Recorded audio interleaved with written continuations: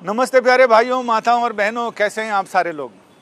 दिल्ली में यहाँ थोड़ी बारिश हुई है, तापमान थोड़ा सा कम हुआ है, तो आज शुरू करते हैं ऐसे ही माहौल में कानों देखे कुछ किस्से।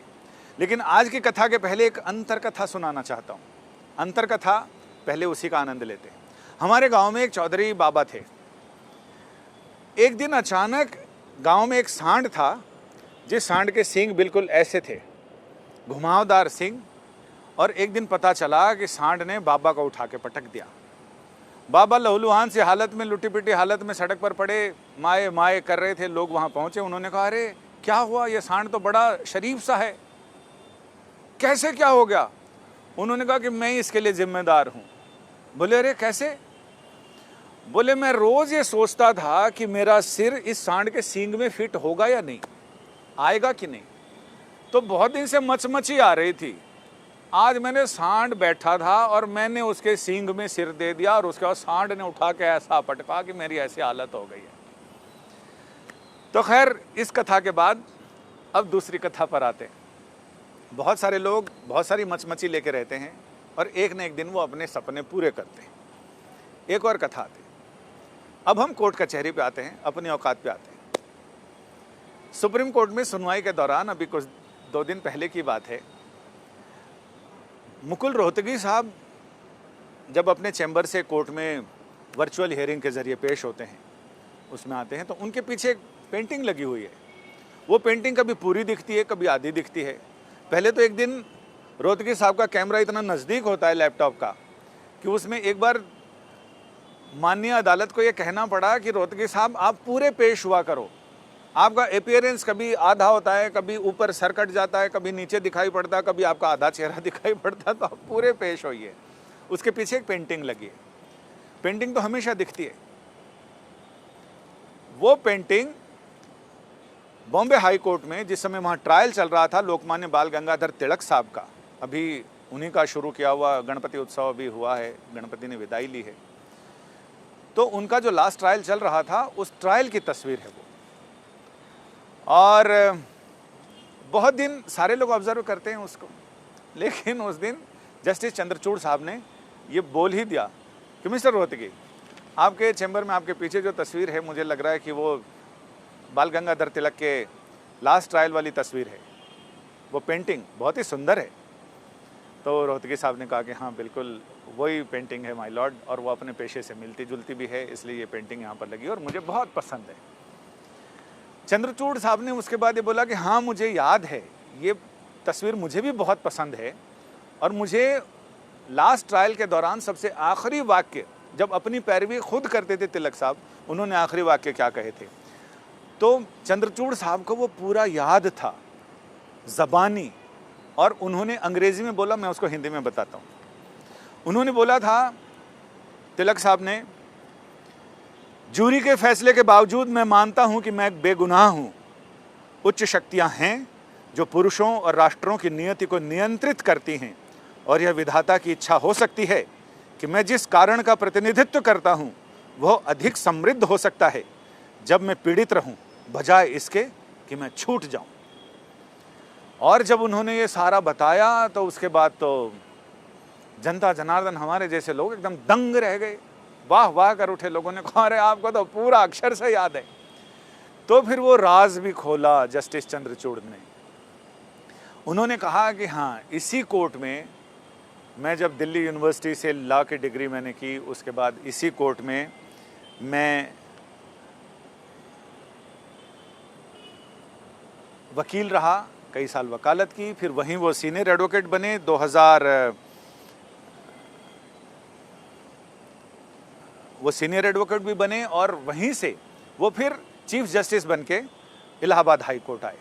तो उन्होंने कहा कि जब मैं वहाँ वकील था तो मैं रोज़ लोकमान्य बाल गंगाधर तिलक की ये तस्वीर देखता था, और उसके नीचे लिखी हुई जो पट्टिका थी, उस पर लोकमान्य तिलक के वो आखिरी ये वाक्य वहाँ लिखे हुए थे। उन्होंने कहा मैं रोज़ उसे पढ़ता था, और कुछ दिन के बाद मुझे सारा बिल्कुल ज़बानी याद हो गया, और इसलिए वो ऐसा याद हुआ कि आज तक मुझे पूरा याद है।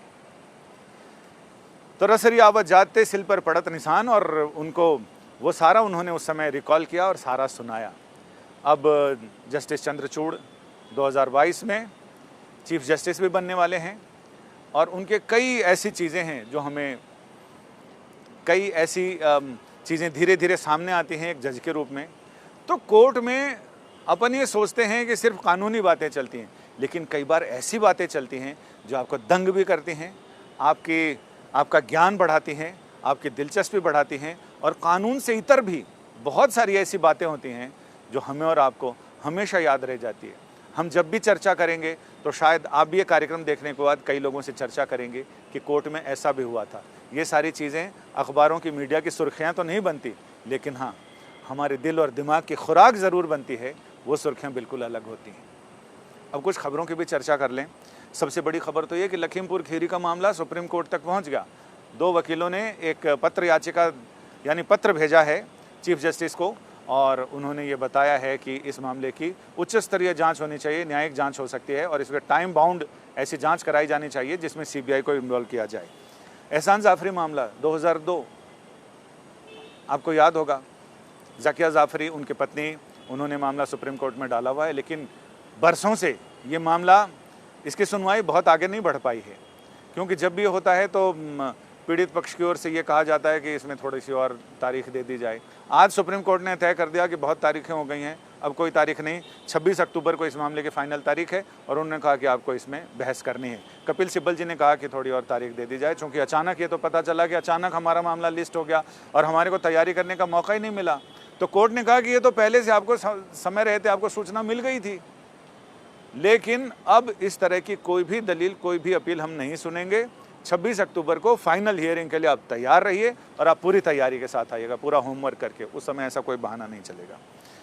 सुशील कुमार जो सागर धनखड़ मामले में आरोपी हैं, उनकी हत्या के मामले में उन्होंने ज़मानत की अर्जी दी थी और उनकी अर्जी खारिज हो गई है, यानी रोहिणी कोर्ट से उनको एक बार फिर झटका लगा है। कोर्ट ने कहा कि इस समय जब मामला ऐसी संवेदनशील मोड़ पर खड़ा है तो इस समय ज़मानत देना उचित नहीं है, लिहाजा उनकी अर्जी खारिज कर दी गई।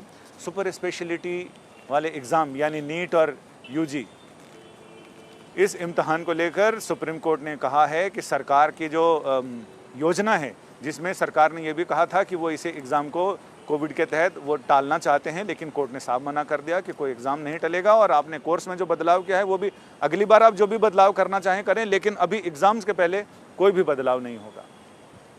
तो ये उन स्टूडेंट के लिए बहुत राहत भरी खबर है जिन्होंने पिछले सिलेबस के आधार पर तैयारियां की थी और उनको उसी सिलेबस जो उन्होंने तैयारी की है वही सवाल आएंगे, यानी सरकार का ये बदलाव नहीं होगा। अभी कहानी चूँकि चल रही है, लिहाजा मैंने सोचा था कि आप सारे लोगों के साथ ये शेयर करूँगा। जो वो तस्वीर जिसकी बात चल रही थी, वो तस्वीर ये है। मैं परमेंद्र शर्मा जी से कहूँगा कि ये अगर हम अपने दर्शकों को दिखा पाएँ, ये जो उनका लास्ट ट्रायल था उसकी ये पेंटिंग है। ये ओरिजिनल पेंटिंग है, जो तस्वीर खींची हुई है वो ये है और वो इसी तस्वीर के आधार पर वो पेंटिंग बनाई हुई है जिसमें लोकमान्य बाल गंगाधर तिलक अपनी बहस, अपनी पैरवी खुद कर रहे हैं जूरी के सामने। और ये कक्ष अभी भी संरक्षित है जो बॉम्बे हाई कोर्ट की दूसरी मंजिल पर है। उस समय वहाँ ट्रायल भी होते थे और वहीं कई पेंटिंग महात्मा गांधी की, लोकमान्य तिलक की और अंबेडकर जी की पेंटिंग लगी हैं। यहाँ सुप्रीम कोर्ट में भी जो चीफ का कोर्ट है, चीफ जस्टिस ऑफ इंडिया का कोर्ट, उसमें भी भारत के पहले मुख्य न्यायाधीश कान्या साहब की तस्वीर लगी है और भी दूसरे मुख्य न्यायाधीश की भी लगी है। इस तरह से 2-3 कोर्ट्स ऐसे हैं जिनमें ऐतिहासिक तस्वीरें लगी हैं, आदमकद तस्वीरें नीचे से ऊपर तक, यानी आपाद मस्तक पूरी की पूरी तस्वीर लगी है। और अब हम चलते चलते इस पे बात करें, चूँकि मैं कहानी सुनाने में इतना मशगूल हो गया था कि मुझे याद ही नहीं रहा कि मैंने आप लोगों के लिए ये सारा रिसर्च करके रखा था जिससे कि मैं आप सारे लोगों के साथ ये शेयर कर सकूं। अब हम इन खबरों के बाद अब चलते चलते हम बात करते हैं हमारा पिछला प्रोग्राम, जिसमें 19 साल बाद अब सुप्रीम कोर्ट का डंडा चला तो फिर यूपी पुलिस ने अपने सारे दागी अधिकारियों को जेल के अंदर बंद करना शुरू किया। 19 साल से जो लोग फरार थे फर्जी मुठभेड़ के मामले में, जिनको प्रमोशन दे रही थी सरकार, जिनको वेतन दे रही थी, हाई कोर्ट के ऑर्डर के बावजूद कि इनके वेतन रोक लिए जाएं, फिर भी वेतन दिया जा रहा था, प्रमोशन दिए जा रहे थे। जो सिपाही थे उस समय वो सब इंस्पेक्टर हो गए थे। एक तो ऐसा दरोगा है, इंस्पेक्टर है, वो अभी तक सीओ था उस समय, अभी तक फरार है, लेकिन सरकार उसको न केवल वेतन दे रही है, हाई कोर्ट के आदेश की अवमानना करते हुए, बल्कि उन्हें वो मुकदमे का खर्चा भी दे रहे हैं, वकीलों का खर्चा और बाकी सारे खर्चे, और वो फरार है कागज़ों में। लेकिन अब सुप्रीम कोर्ट ने जब ऑर्डर किया, नोटिस भेजा, उसके बाद से सारे लोग फटाफट, सरकार की भी फूंक सरक गई और पुलिस की भी, खाकी और खादी दोनों सेट हो गए। और ये 4 में से 3 लोग तो अंदर हो चुके हैं, 2 को गिरफ्तार किया, 1 ने सरेंडर कर दिया, चौथा अभी भी फरार है। यानी सीओ साहब अभी भी एब्सकॉन्डेड हैं। अब साहब, इस पर जो आप लोगों की प्रतिक्रिया आई है वो मैं पढ़ना चाहता हूँ। भारत गोविंद ब्लॉग्स, उन्होंने लिखा है, बुलंदशहर से ही हूँ मैं भी। ये वहीं के हैं जहाँ पर ये घटना हुई थी उस समय। और इसके साथ ही जहाज़ वाले प्रकाश के चुटकुले, उन्होंने कहा, सर जी बारिश आती है फसल सूखने के बाद और पुलिस आती है नाव डूबने के बाद। सिर्फ फिल्में ऐसी होती हैं जहाँ पुलिस टाइम से पहुँचती है, बाकी अधिकतर जगह तो देर ही पहुँचती है। जब तक न्याय व्यवस्था ठीक नहीं करते कुछ नहीं होगा, तत्काल न्याय की व्यवस्था करनी होगी। ये CA D शॉ साहब ने लिखा है। आपका बहुत बहुत शुक्रिया, आपने अपनी अपनी प्रतिक्रियाएं भेजी हैं। आक्रोश शुक्ला जी, सर जी आप आपकी एक एक बात में दम है।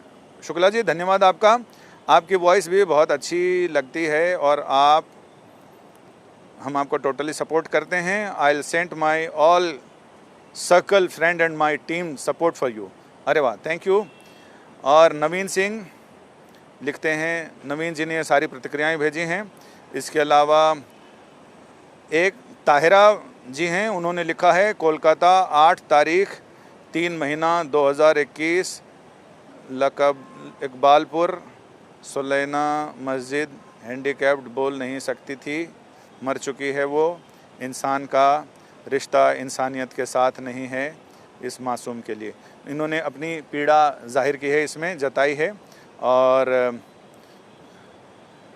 जो ये 19 साल से लोग फरार हैं, उस पर बालकृष्ण लिखते हैं कि हे राम, और सॉन्ग एंड वीडियो चैनल, किसान आंदोलन बंद कर दो भाई, मुझे लगता है कि आतंकी हमला होने वाला है। खैर, लोग इसमें सिर्फ कार्यक्रम के प्रति प्रतिक्रिया नहीं, अपनी प्रतिक्रिया भी डालते हैं। कार्यक्रम से अलग हटके भी लोग अपनी चीज़ें, अपने दिल के राज खोलते हैं और हमसे शेयर करते हैं, आप सारे लोगों से शेयर करते हैं।